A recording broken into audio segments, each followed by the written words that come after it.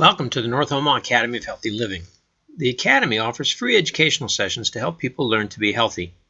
We use the body, mind, and the spirit to help you make better health choices. This is the third session of Eat Well, Live Well, our diet class. In Eat Well, Live Well, we use 3 tools to help us lose weight: plan, track, review. All these tools should be used after a period of prayer and meditation.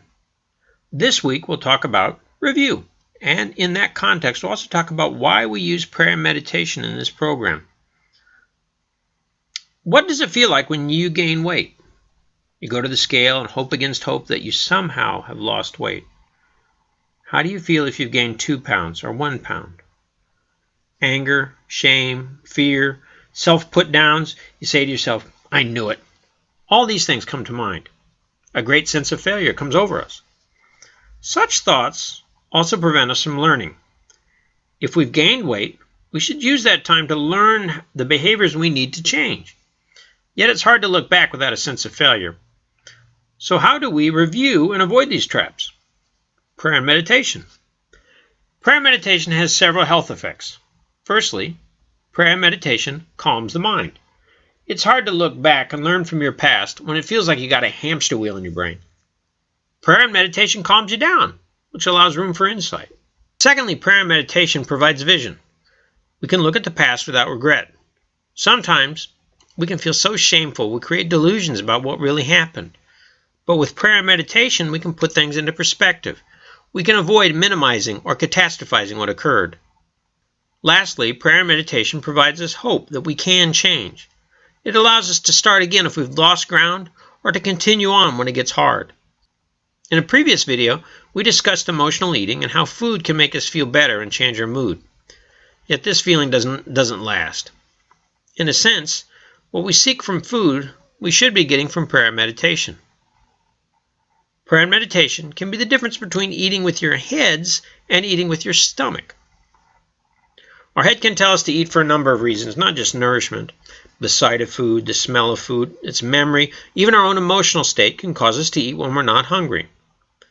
Our stomach tells us to eat when we need nourishment. When it's empty, it sends signals to the body to cause us to eat.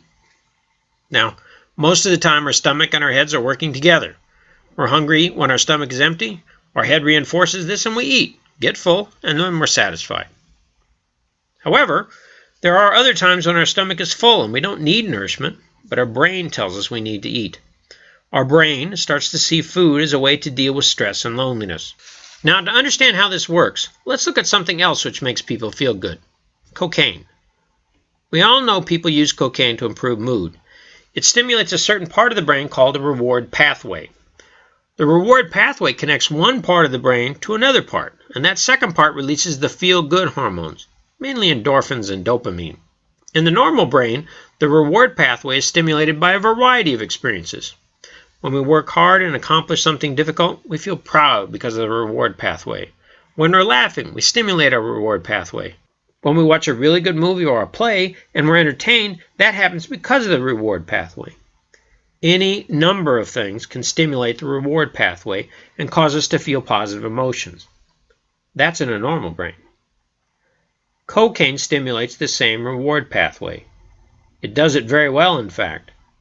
If you use too much cocaine, however, you start to rely solely on cocaine to feel good. You start to lose interest in other things. So a cocaine addict is someone whose only way to feel better is cocaine. Food can follow a similar route. Good food stimulates the same pathways as cocaine. In moderation, this is not bad. However, research shows that high-fat, high-sugar food is especially able to stimulate the reward pathway.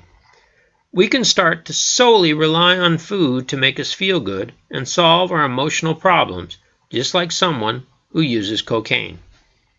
I want to be clear. I'm not saying that all people with weight issues are food addicts, but food can have a powerful effect on our reward pathways, so powerful that you don't have to be addicted to food to begin to be overly reliant on food. Our culture has made it easy for people to eat too much of the wrong type of foods and overstimulate our reward pathway so that we focus on food. As an example, let's take a look at these 4 MRIs. In the upper left is the brain of a normal person who's not addicted to anything. His MRI shows all kinds of color and is nice and large. The more color you have, the better able you are to enjoy a variety of activities. The bottom two MRIs show a cocaine addict on the left and an alcoholic on the right. The reward pathways are smaller and have fewer colors. That's because the alcoholic is relying on alcohol to feel good, and the cocaine addict relies on cocaine.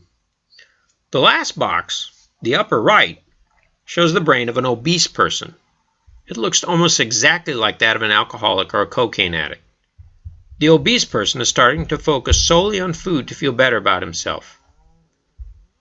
Prayer and meditation has been shown to retrain the brain, and this is the goal of the program, to get back in touch with our stomach and eat when we are hungry and not confuse hunger with stress or hunger with anger. Let's look into some of the research that shows that prayer and meditation work. The American Heart Association recommends meditation and prayer as a way to lower stress and promote heart health. There are researchers in Israel and the United States who have used brain imaging to show that sustained practices of meditation can change the way our brain is wired. We can actually begin to change the way we habitually react to the world. There's also researchers in South Korea who have shown that the sustained practice of prayer and meditation can alter brain waves and create new ways of thinking. Let me give you a practical example of what I mean. Suppose you're trying to be quiet for a few moments to begin to review your day.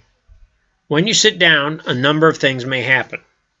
From out of nowhere, a voice may come and tell you can't be calm because you have laundry to do. While that's going on, another voice wonders what you'll be doing tomorrow. What will you wear? A third voice pops up and says, what does your boss think of you? What does your boss think of you? A fourth voice comes and says, you can't do this. You're way too tired. And all of these voices and others go on and on and on until there's too much noise. Well, while all this is going on, a different voice comes in and tries to bring order and chaos to everything, ordering everybody to be quiet. But the noise just continues to grow and grow and grow. It gets so chaotic, you finally give up and eat a bowl of ice cream. Shoot, you probably eat a whole carton. But prayer and meditation can be used to stop all those voices. By focusing on your breathing or scripture, you can let the voices go away and you gradually get calmer. Meditation can be very simple. Many people sit in a quiet place and focus on their breathing for 1 or 2 minutes. Others will focus on a piece of scripture or a favorite hymn. Still others recite prayers. It seems that the key factor in all these forms of prayer and meditation is detachment from everyday distractions. If we focus on Scripture rather than letting our mind run around the house like a mouse looking for cheese, then we can plan better. If we are calmer during the day, we are less likely to snack.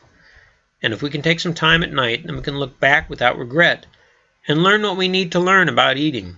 To practice this, we're going to have about 30 to 45 seconds of silence right now in this video. No sound will come from the speakers. During that time, we're going to ask you to try and think of a piece of scripture or a poem you like. It does not have to be very complicated, just something simple. And if you get distracted by one of those voices telling you you don't need to do this, you got to go home and fix dinner, you got to do this, got to go that, just let that voice go away and return to concentrating on the scripture. And if you spend the entire 45 seconds just letting go of distractions, that's perfectly fine. When we're new at this meditation thing, the restless mind will come up with all kinds of crazy thoughts. So just keep reminding yourself of the scripture until the time is up. At the end of that time, we'll put about 1 or 2 questions on the screen. Spend a few moments quietly writing down your first answer to these questions, and then discuss them in your group. Good luck with prayer and meditation, and we'll see you next week here at Eat Well, Live Well.